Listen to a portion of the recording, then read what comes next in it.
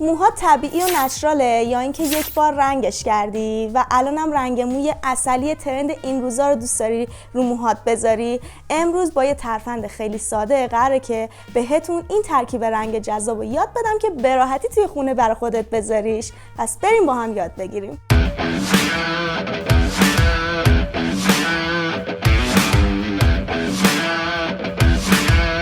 سلام دوستان، خیلی خوش اومدید به کانال من سوگن آرتی هستم، متخصص رنگ و لایت.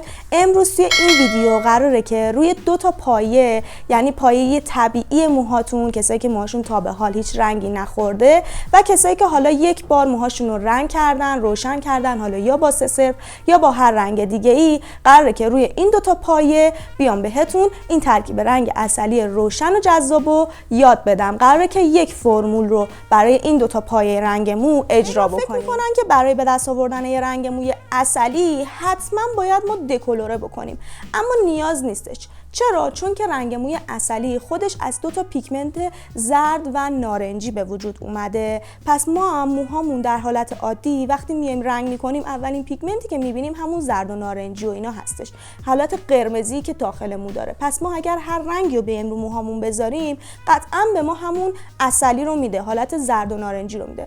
ولی ما دلمون نمیخواد که موهامون زرد بشه، نارنجی بشه. دوست داریم یه عسلی خیلی خوش رنگ و شفافی رو داشته باشیم. پس قراره که بهتون یاد بدم چطوری روی این پایه‌ای که ما هم پایه‌مون نچراله و هم پایه‌ای که حالا روشن شده، ببینیم که آقا اگر من بیام روی این پایه‌ام که تیره است رنگ عسلی رو ترکیب کنم بذارم به چه صورت در میاد، و اگر موهامو یک بار با 3-0 روشن بکنم و بعدش بیام این رنگ مو رو ترکیب بکنم به چه صورت در میاد. پس ما میایم روی این 2 تا تست میکنیم رنگ رو که اگر شمایی که موهاتون تیره است و هیچ رنگی نداره و روشن نشده، ببینید اگر خوشتون اومد که هیچی، این فرمول رو بذارید و روی موهاتون لذتشو ببرید. اگر هم نه خوشتون نیومد و از این یکی رنگ خوشتون اومد که با 3-0 یک بار روشن شده، موهاتون رو قبلش، یعنی این مویی که نچراله رو با 3-0 رو اکسیدان 6% یک بار روشن کنید. وقتی موهاتون تا پایه 5 و 6 روشن شد، یعنی این شکلی شد، اون موقع بیاید این فرمولی که بهتون میگم رو ترکیب کنید و روی موهاتون بذارید و لذتشو ببرید. حالا چرا من بهتون پیشنهاد میدم که اصلا برای این کار، برای این رنگ مو دکلره نکنید؟ به خاطر اینکه این رنگ مو همونطور که گفتم یه رنگ مویه که خیلی ساده است و شما به راحتی میتونید توی خونه خودتون انجام بدید. اصلا نیازی به رفتن به آرایشگاه نداره. الان آرایشگرا میان سرام میبرن.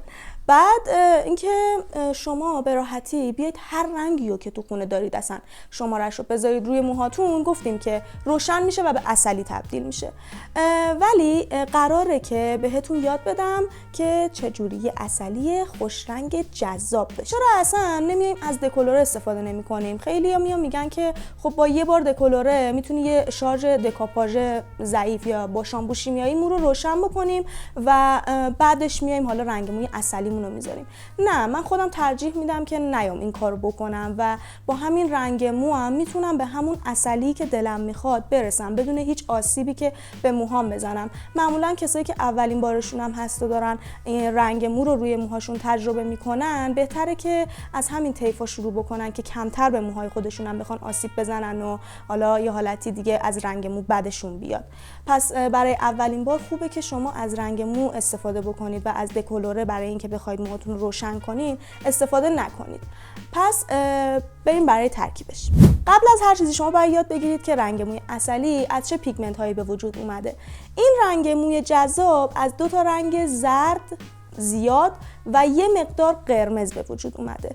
پس ما باید یک رنگی رو استفاده کنیم که داخلش پیگمنت زردی وجود داشته باشه و همچنین قرمزی.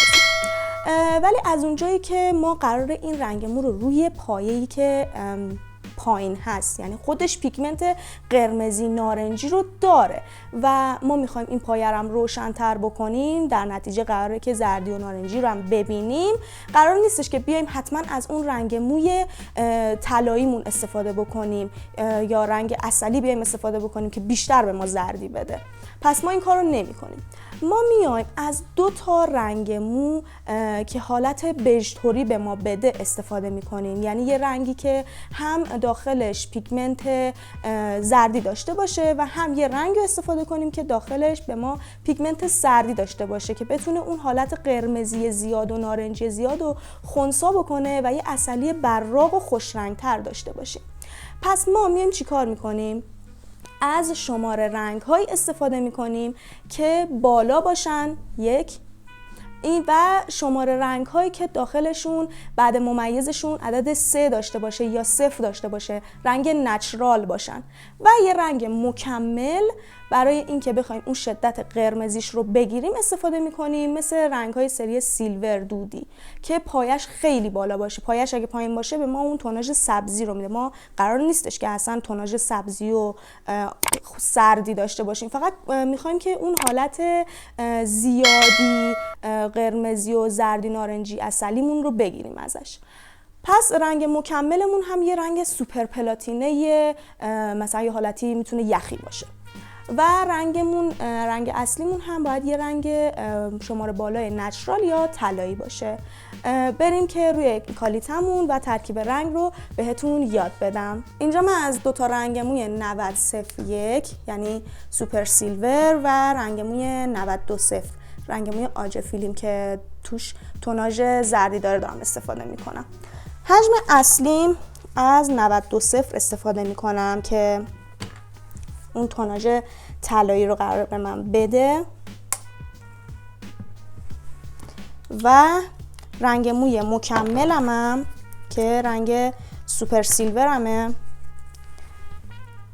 اندازه 1/3 حجم این یکی میام از سوپر سیلورم استفاده میکنم.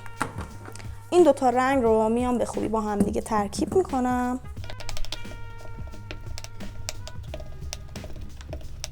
بعد از اکسیدان 6% استفاده میکنم. 2 برابر حجم رنگم میام از اکسیدان میریزم.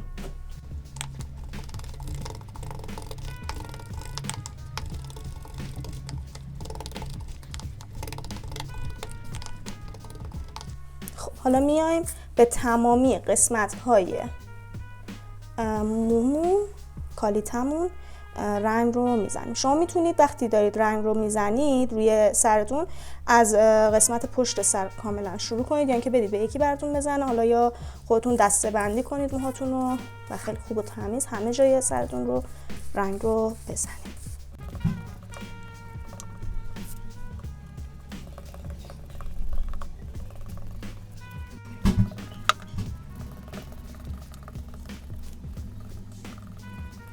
خب به موهامون یه تایم 30 الی 45 دقیقه‌ای میدیم و سعی کنید که هر 10 دقیقه یک بار موهاتون رو چک کنید که اگه به اون نتیجه دلخواهی که خواست رسید موهاتون رو آب کشی کنید.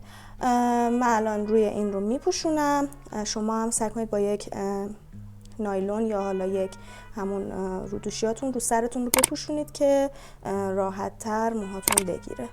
یه حرارت گرم‌طوری بهش بدیم.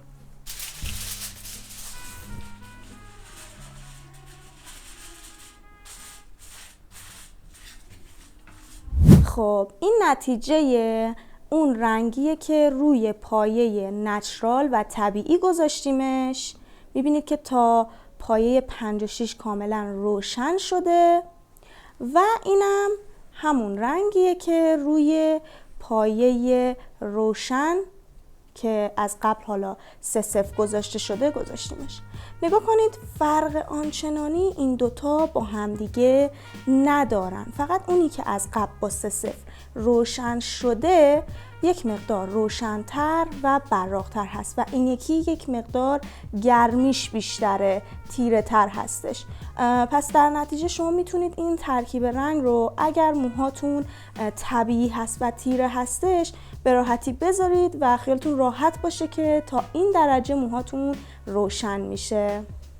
اگه از این رنگ موی عسلی خوشت اومد حتما این ویدیو رو لایکش کن. رنگ موی موکا و ترافل رو که بدون دکلره هستش تو کانالم بهت آموزش دادم، حتما اون ویدیو رو هم ببین، ازشون غافل نشو. کانال رو هم ساب داشته باش که قراره کلی آموزشای خفن بذارم توی کانالم که ازشون جا نمونی. بوس بهتون.